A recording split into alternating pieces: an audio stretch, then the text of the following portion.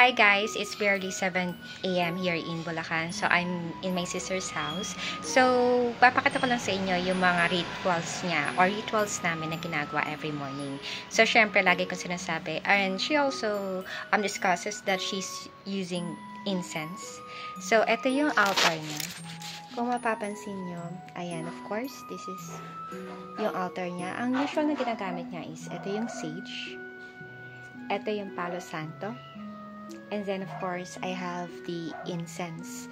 So just to give you information about this, so yung palo santo, ang ginagawa niya is nakikleanse siya ng energy around the house. So ang ginagawa niya, either good or bad energy, kinikleanse niya. So after mo magpalo santo, ang gagawin mo naman is sage, because sage is about attracting and the good energy inside the house. Ganon din ang ginagawa nitong si incense. So normally we all know naman na yung incense, so it's what we use as a praying wand kapag nagpe-pray tayo kay God. So usually it could be by one.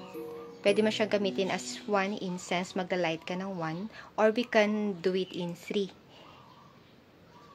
Because 3 is a good number, and of course yung color coding naman niya, for me it's not, hindi naman masyado importante kung anong color yung gagamitin mo, but of course color din denotes wealth and money.